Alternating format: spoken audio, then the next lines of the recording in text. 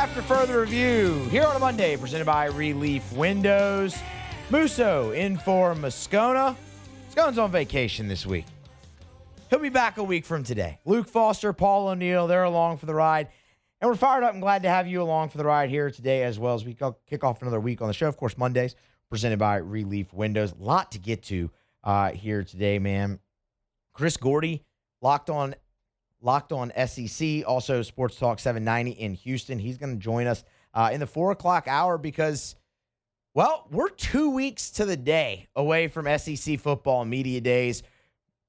Gordy's always good enough to hop on with Matt when they're over at media days, which I'm sure he'll do again. But talked to him a little bit last night. Said, hey, man, you want to come on? Give us a little preview. We'll just talk some SEC football in general. So he's going to hop on with us there later on in the 4 o'clock hour. We're looking forward to that conversation.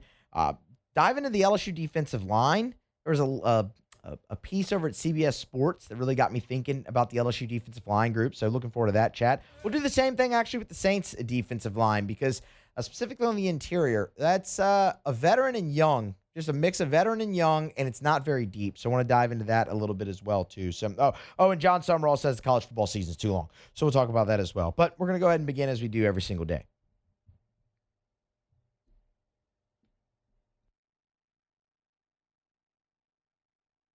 Of course, first segment brought to you by Bud Light. Drink easy with Bud Light here in Louisiana. I hope you had plenty of cold Bud Lights over the 4th of July weekend. And hope you had a great 4th of July weekend.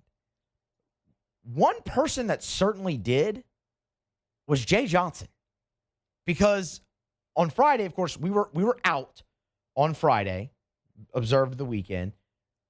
But on the 3rd, 4th of July Eve, LSU got massive news out of the transfer portal, and that is that former Oregon Duck outfielder Angel Aya is now LSU outfielder Angel Aya. This is massive on multiple fronts. I want to dive into all of them. We can also talk about how it sets your outfield up because, boy, is that group not just rounded out, but really kind of your transfer portal class is rounded out as well. So Angel Aya, number one transfer portal player available when he pledged to LSU, so check that box.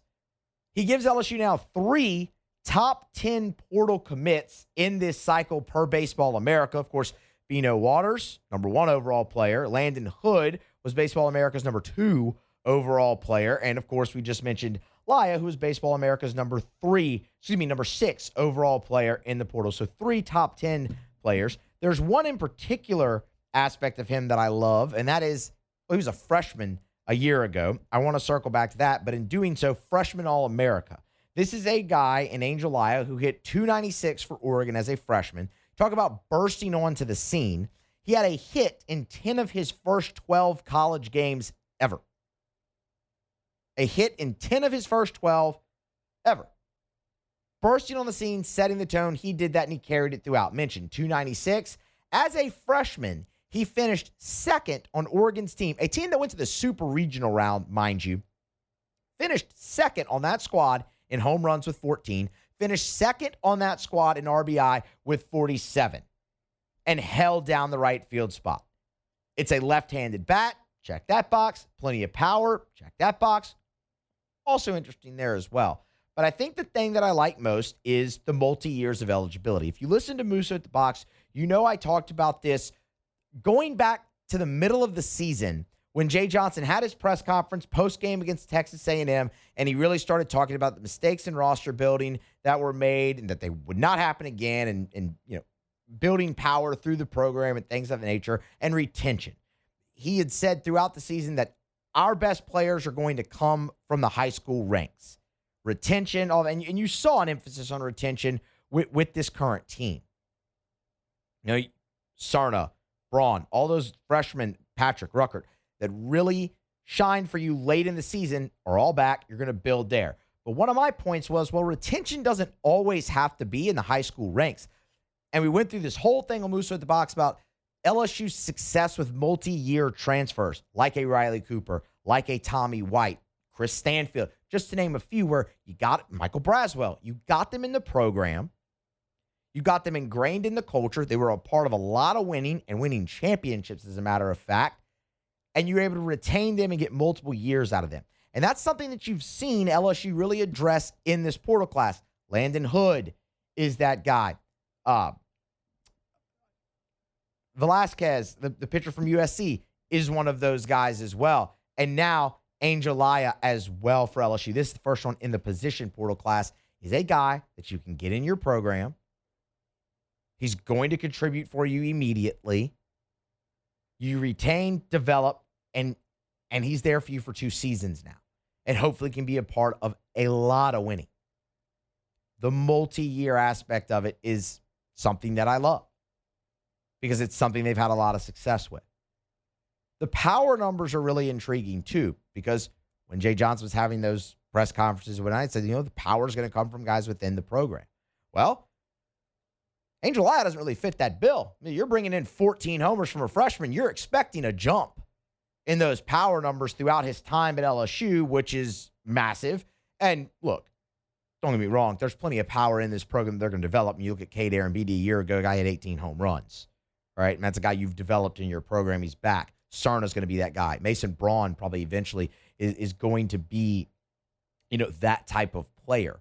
But when you have a guy like Angel Aya, who the top of college baseball is after, I mean, LSU beat out everybody for this guy. When you have interest from him, you take it. And they did, and he's going to be a big part of what is going forward. And it's also, again, it speaks volumes that LSU is able to just beat out basically everyone. I mean, again, this is a guy like Bino Waters, like everyone wanted a piece of him. You won out. You won out late in this process. It really just underscores further the job Jay Johnson and his staff have done passing the hat, the job they have done allocating their resources. There is a very distinct plan that they have executed this offseason in the portal to rebuild this LSU baseball team and program back to where they are competing in Omaha in 2027. That's the goal. So where does Angel Aya fit in? He's going to start in your outfield, that's for sure. You went out, you got Bino Waters. He's going to play one of your corner outfield spots, probably left. Jason Wachs, from the moment he committed and signed LSU, it was thought that, all right, don't sleep on that guy moving to center field, being the replacement for Derek Curiel. This absolutely opens the door for that. And you could put Laya in right field. And you look up, you have a completely remade outfield, which you were going to have to do anyway because Stanfield was out of eligibility and Curiel and Brown were going to the Major League draft. And you've done that. And you also, in the process, have created some nice depth behind those pieces. You lose a guy like Daniel Harden to the transfer portal, but you retain William Patrick. William Patrick played an awful lot of baseball for you down the stretch in 2026. Had some really big moments, too. First SEC start for him. He hits the go-ahead single for LSU the 9th inning on the road in Starkville. Now, they'd eventually lose that game, but that's a huge moment for a freshman, and he had plenty of those. That wasn't the only one. He had a handful. Well, that's a guy who now is going to come in, be able to compete. He's going to provide depth, and you can continue to develop him because that's really what he needs is development and opportunity, and he's going to have that at LSU again next season. And then Nate Davis pulls out of the draft. Again, perfect game tells you that's the 4th highest ranked signee in LSU's class. Pulls out, comes to campus. That's a guy who also can come in and compete for immediate playing time. I wouldn't count on that now with how they've remade the outfield in the portal. But it's a great depth piece, development, and hopefully you can get him into the program, ingrained in the culture, retain those guys going forward. Because Waters and Wachs are gone next year. Lyle can be back. Or I should say, after the 2027 season. Lyle can be back, and you have Patrick and Davis there waiting again. You've built a great depth. You've built great depth there, and you've really rounded out that unit to where, man, it looks like it could again be one of the nation's best, like it was supposed to be a year ago. Unfortunately, they could just never be at full strength with Curiel, Stanfield, and Brown. That's going to really go down as one of the great ifs. But Angel Aya, huge get for LSU. That's now 8 portal additions for the Tigers. You see a handful of multi-year transfers, and you see 3 top 10 prospects that they've added out of the portal. Hats off, man. It has been a very well thought out and well executed offseason by Jay Johnson and his staff. Now, the MLB draft is Saturday. A lot of your attention is going to turn there. What can you get out of this class, which you did see shrink? We'll talk about that a little bit later on here in this hour. But, I mean, if you were looking for LSU to be able to take advantage of the extra time in the portal, not making the NCAA tournament this year, I don't know how you look at this class and say that they didn't do that in spades. So hats off to that group. Angel Laya, the latest addition for LSU, and he rounds out this class and really rounds out your outfield as well. All right. It's AFR, Musso in for Moscona. Monday show presented by Relief Windows. Of course, the opening segment again brought to you by Bud Light, Mockler Beverage. Those guys, hope you had a lot of cold Bud Lights over the 4th of July weekend. Still got our America 250 cans here on the desk for Bud Light, so we appreciate them and all they do for AFR. We'll grab a break, come back on the other side. The Saints, we're about 6 weeks away from the first preseason game. Let's take a look at the defensive line, specifically the interior. We'll do that next here on AFR. AFR. Buying or selling, commercial or residential, think real estate, think Darren James. You want an All right, so the New Orleans Saints are about 6 weeks away from opening up the preseason. They'll report to training camp on July 28th, have their first practice on July 29th. So that is inching ever so closer. And we've obviously had a bunch of conversations about the New Orleans Saints here in the offseason. Most of them, if not all of them, revolving around Tyler Shuck and year 2 jump and Alvin Kamara, what happens there? And, Cam Jordan, will he or won't he be back? Some of those questions have been answered. Obviously, we know Cam Jordan is back. Still waiting on word about Alvin Kamara. And we could sit here and talk about Tyler Shuck taking the year 2 jump until we're blue in the face. And I'm sure we will until the New Orleans Saints actually kick off the season up in Detroit in September. But there is one group in particular that we haven't talked about enough that we probably should be talking about more, because it's not necessarily a proven group outside of 2 players, and depth is a question mark, but it's also a group that oozes potential where the Saints have invested in. And that is the interior of the New Orleans Saints defensive line. Look back at the recent investment the Saints have made at that position. Okay? I mean, look. You go back to the 2023 draft, and the New Orleans Saints spent a first-round pick on Brian Brzee. They've since picked up his option. This past offseason, they need help interior. They go get a veteran in Devon Godchaux, Louisiana guy, LSU guy, bring him home.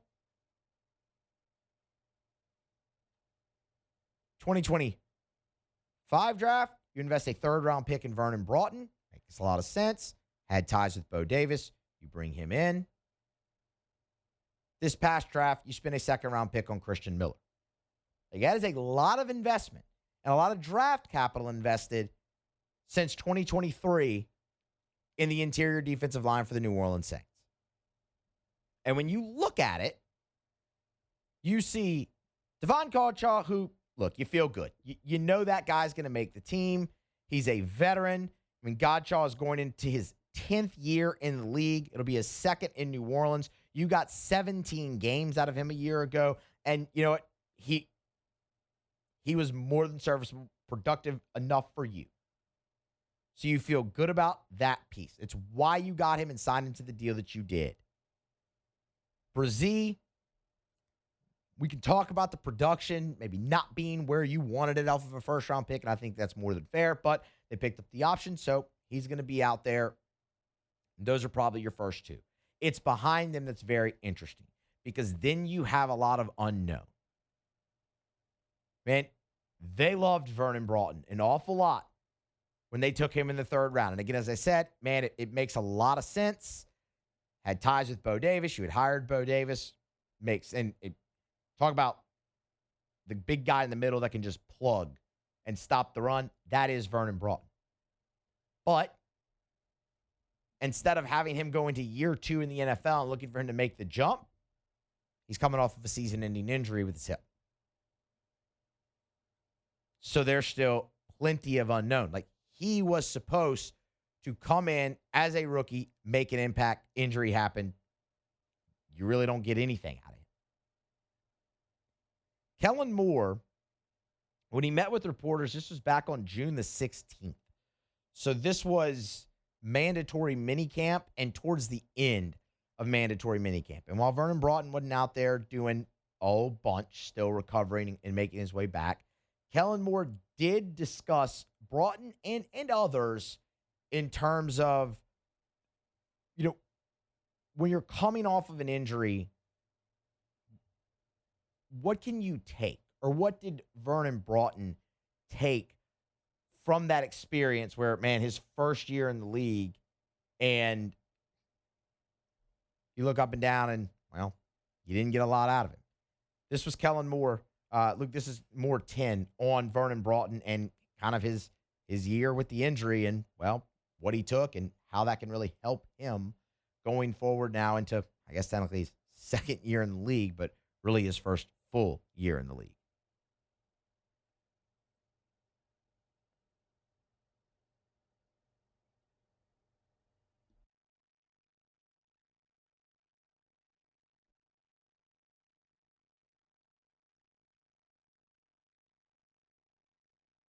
Okay, we can come back to it. That's fine. We can come back to that.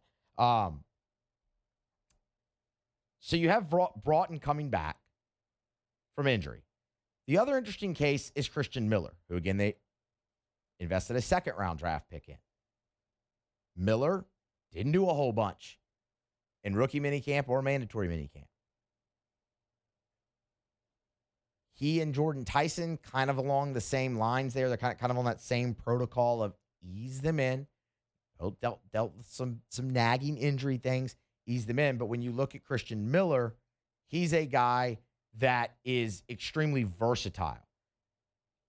He can provide in pass rush. He can provide in run stopping.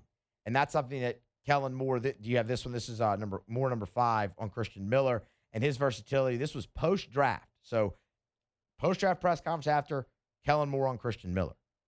One of the things that Christian has done is he's played a number of spots across the front, and I think that versatility is going to provide you with some fun chess piece games.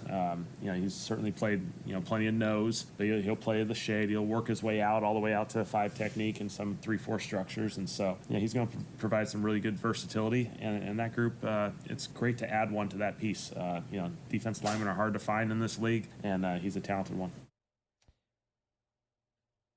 The versatility stands out obviously there because when you look at this and you go, okay, Brazee, Godshaw, they're going to be there. You invested a 3rd-round pick in Broughton and didn't get to play last year, a 2nd-round pick in Miller. Stands to reason those 2 guys are going to make the team as well. Like, there's too much invested there. But that's your 4, right? I mean, you can't imagine the Saints are really going to carry more than 4 defensive tackles, interior defensive linemen on their 53. You have a limited amount. So what does that rotation look like? And that's where a guy like Broughton and his versatility, Christian Miller and his versatility really is intriguing because, all right, maybe you can play him all the way out at the 5, like you heard Kellen Moore say, and you can get Broughton on the inside in a sense. Or maybe that's where you see Brazee really with his run stopping ability be there as well. Is it how much of a rotation can they really get with those 4 guys, especially Broughton coming off of an injury? Where's his snap count out at early in the season? I think that's a very fair question to ask of this group. You also, you have some other pieces there. John Ridgeway, obviously, with that trade with Washington and whatnot, and you saw him get some action there too, but I don't think he earns a spot on the 53. But, we'll see where that goes. You also look at the edge rushers that they were able to bring in and that you have back. You feel great about that aspect. But from a rotation piece, okay, what might this look like on certain downs? And you really need to stop the run because you have Broughton who can stop the run and Miller who can stop the run. You feel really, really good about that. And obviously a guy like Devon Godshaw. So when I look at it, I go, okay, from a rotation standpoint, I think you have enough there running the 3-4 because, you're not going to move Chase Young off the field and pass rush down, right? That group, they're looking to capitalize on everything they built a year ago with Chase Young having 10 sacks and Cam Jordan having double-digit sacks. Now, again, Jordan's older, and we're not expecting double digits for him again, but you know what I mean? Carl Granderson, obviously back there as well. You add Jennings and Tyree Wilson, who can come off the edge as well. We've talked about Caden Ellis and his pass rush from a linebacker spot. But if you're looking at this, I'm really curious, okay, how do you get Miller and Broughton snaps? Enough snaps to really kind of see what you have in the investment there when there maybe aren't that many to go around because you know what you're getting from Godshaw and Brian Brzee. If we're looking at rotation and what that looks like, 4 to me, plenty enough. I like the depth. The experience, that's where you lack a little bit once you get past Godshaw and Brzee, just because you haven't seen enough from Broughton or Christian Miller. Time will tell for sure, and especially with both those guys kind of coming off an injury, one Nagy and Miller, but Broughton season ending. Time will tell there with the Saints, but it's a group that I don't know if we're talking about enough, just given maybe the inexperience once you get past your top 2. A lot invested, a lot left to prove there for the Saints on the interior of the defensive line. We'll continue to monitor that, obviously, as we get further and deeper into the offseason, and, of course, when training camp opens up here in 3 weeks. We'll definitely pay close attention to that group.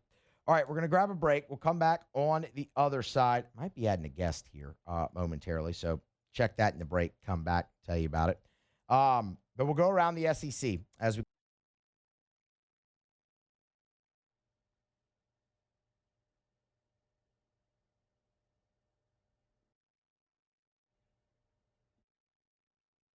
All right, back here after further review. Musso in for Moscona. Monday shows presented by Relief Windows. Scone, he's enjoying a nice vacation right now, so he'll be back a week from today. I'm with you for the full week. Got exciting stuff, though, man, coming up for this week. Phil Steele is going to actually make his return to AFR a little bit later in the week. Media days actually get underway, like the circuit of media days actually get underway this week. So Big 12 media days start tomorrow on Tuesday, January. Good Lord, not January.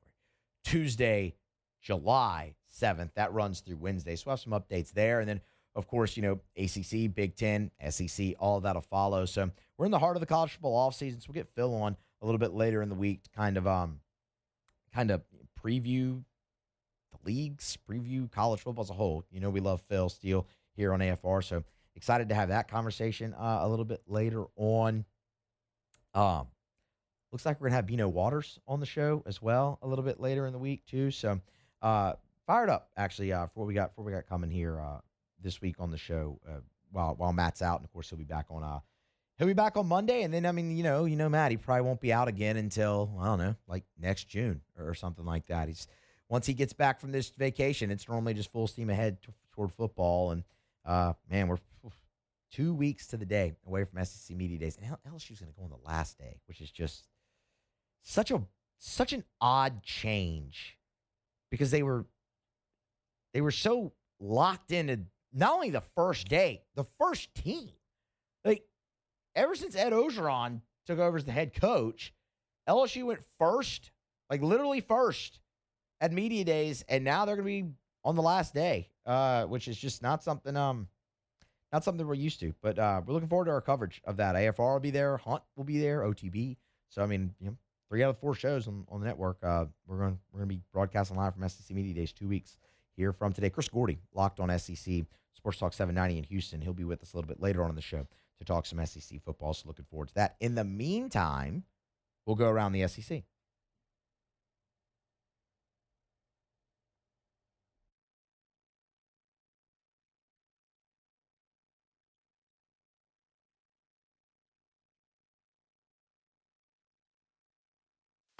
Around the SEC, bringing you the biggest news from the nation's best conference.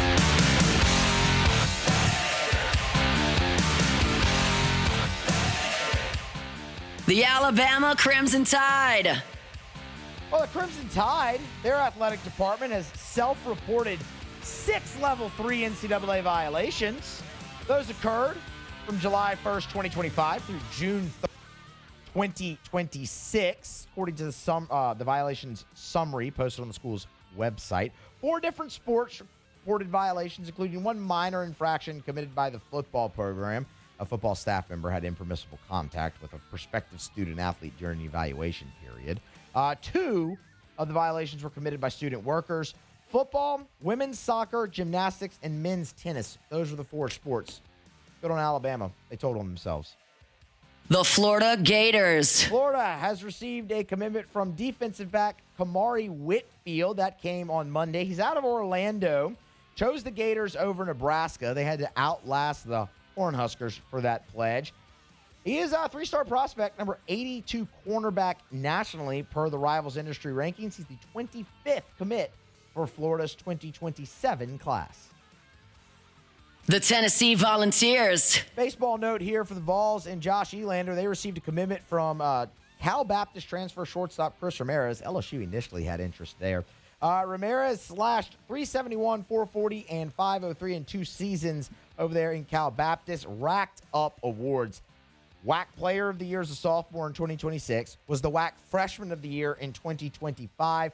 Defensive Player of the Year in the WAC both of those seasons. Career 970 fielder. And oh, by the way, was one of 5 finalists for the Brooks Wallace Award for the nation's best shortstop each year as a freshman and a sophomore. He was awesome. So now he'll go there and play shortstop for the Vols in Rocky Top for his draft season. The Vanderbilt Commodores. And Vanderbilt, big transfer commit for their baseball program. Former Wake Forest catcher Matt Conti hit 274, 12 doubles, 12 homers for the Deacs a season ago. 64 Analytics rated him as the 15th best player in the transfer portal, the 3rd best catcher. This is a bat first for the Volunteers, for the Commodores. Bat first for the Commodores and Conti. 70th percentile or above in every offensive stat except for one. Of course, Corbin and the Vandy boys are looking to replace Colin Barcy, so Matt Conti will come in and compete with other catcher Corbin Reynolds, see which one of them can be the starter for Tennessee. There you have it. That is Around the SEC here on a Monday edition of AFR presented by Relief Windows. Some World Cup action going on here right now that we'll tell you about when we momentarily. But right now, Matt is going to tell you about Rouse. Intriguing, though, is Portugal and Spain playing currently, 79th minute. There's no score in that game. Of course, the winner of Portugal-Spain matches up with the winner of USA and Belgium. So definitely wanted to keep an eye on. I need to get that on the TV, actually, in here in studio. Do that in the break. But country certainly has the World Cup fever. That's for sure. In the United States is in the midst of one of their best runs in the history of the United States men's national team. So we'll see if they can keep that going a little bit here tonight against Belgium. Again, we'll have a few thoughts on that as we get closer to the end of the show. And I'm sure Otter, I'm positive when Otter's here, he'll have thoughts and some plays on the U.S. and Belgium. But the game that coincides with that, Portugal and Spain, scoreless now here in the 79th minute. All right, we'll grab a break. We'll come back on the other side. A defection over the weekend made official in LSU Baseball's signing class. We'll tell you what it means, why it happened, and where they go from here. That's next with the draft this weekend in Major League Baseball. We'll tell you all about that next here on AFR. Weekend, Sunday, as a matter of fact. LSU saw C.J. Weinstein flip his commitment from the Tigers baseball signing class into UCLA's. He made that announcement on Instagram.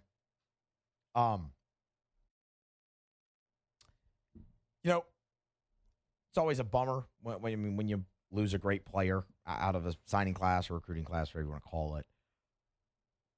But it's never the end of the world, and neither is this. I mean, you look at Weinstein, and he was, very highly touted. I mean, look, there was no guarantee he was going to make it to campus anyway. He's a draft risk come this weekend regardless.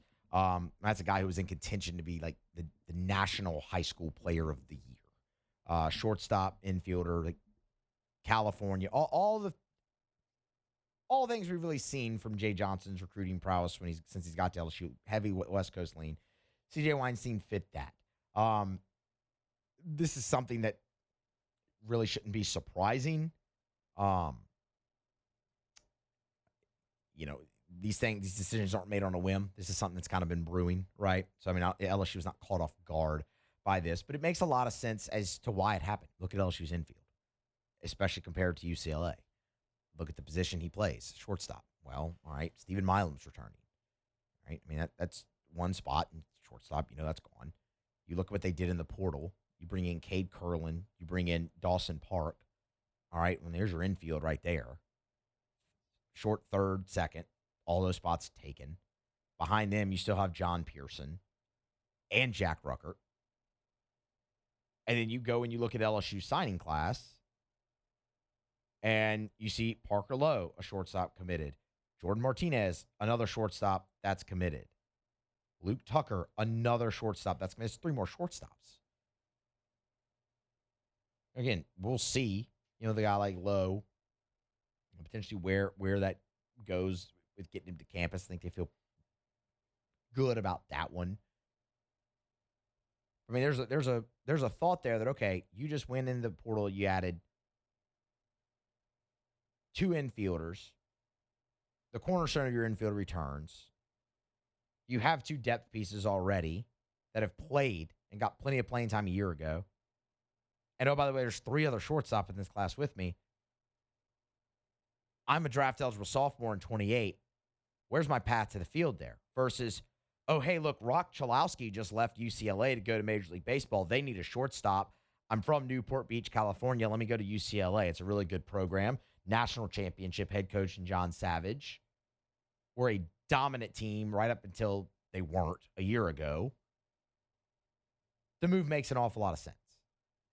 And if you're LSU, I should say, so, look, you wish CJ Weinstein well, whether that's at UCLA or if he decides to sign out of high school this weekend in the draft. You wish him luck either way. I'd tell you the best news about that is, well, he went to UCLA, so even if he does go to college, only time you're going to see UCLA is in the postseason.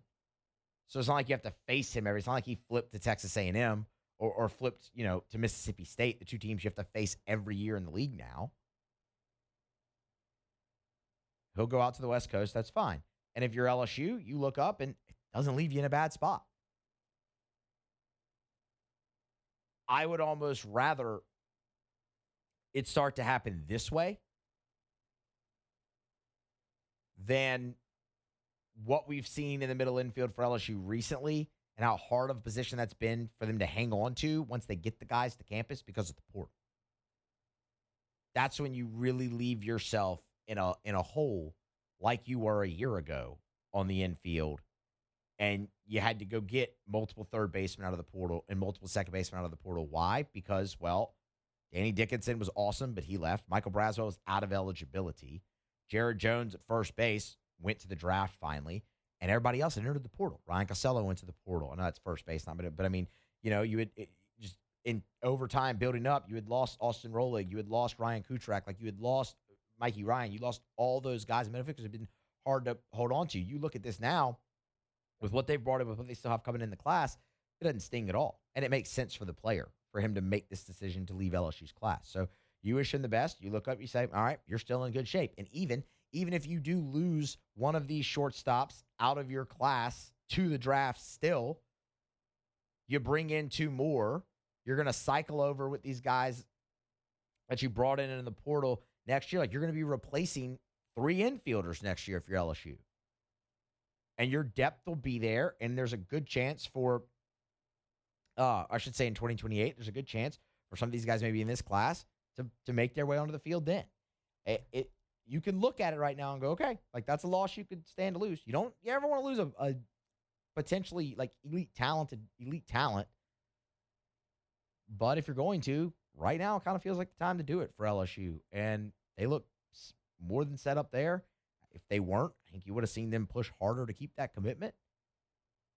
And they go forward. But, I mean, I hear everybody's thoughts and concerns about starting pitching. And I share those with you. But some of those with you. I share some of those with you, I should say. But it's also hard not to look at this offseason and not be super excited about what LSU built so far in the portal and what they're going to build in this class. Like, they're going to lose a lot of guys out of the signing class this weekend of the draft. But I'm looking at this, and they got 23 committed right now. They're going to get a lot of those guys, too. They're going to get more than they lose. So the future is still bright. All right, we're due for grab a break here. Come back. Sports Center will get you caught up on your national headlines at the top of the hour. And then when we come back, well, John Sumrall, Florida Gator head coach, was on a podcast talking about the future and the schedule of college football, and he proposed something having to do with the regular season, maybe shortening that. I got some thoughts on that, and what could a shorter regular season really look like for college football? We'll kick that around next. Here to start hour 2 of AFR. Don't move.